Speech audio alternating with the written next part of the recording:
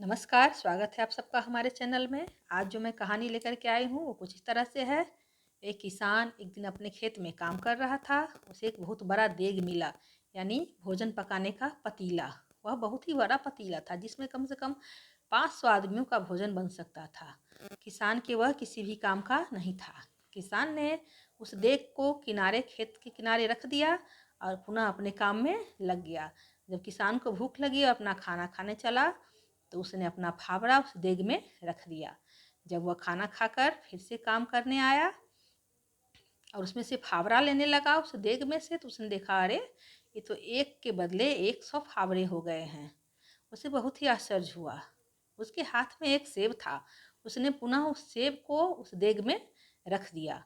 कुछ देर के बाद जब उसने देखा तो देखा कि वह एक सेब 100 सेब बन चुका है। अब किसान को यह बात समझ में आ गई कि यह देग जो है यह एक जादुई देग है।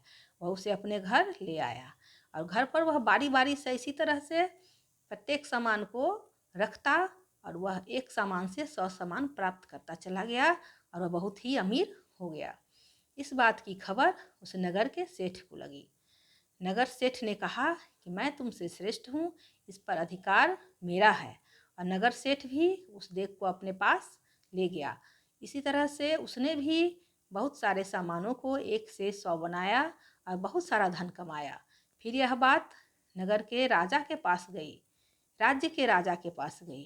राजा ने कहा कि मैं इस जगह का मालिक हूँ, इस देग पर मेरा अधिकार है।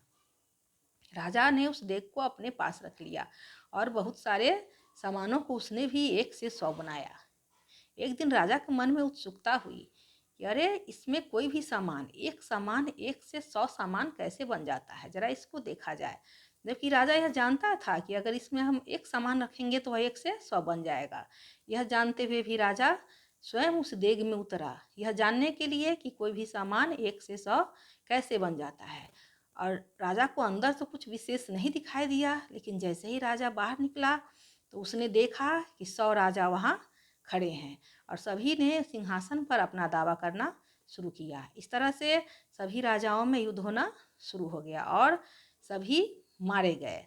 तो इस कहानी में हमने देखा कि राजा ने कुछ भी नहीं सोचा, आगे पीछे का नहीं सोचा कि अगर हम इसमें हम उतरेंगे तो हो सकता है कि हम भी 1 से 100 बन जाएं। और इस नासमझी के कारण राजा की मृत्यु हो गई। तो इस कहानी से हमें यह शिक्षा मिलती है कि कोई भी बात या कोई भी काम बिना सोचे समझे नहीं करना चाहिए। अगर हमारी कहानी आपको पसंद आए तो इसे लाइक करिए, शेयर करिए और हमारे चैनल को सब्सक्राइब करिए। जय माता दी।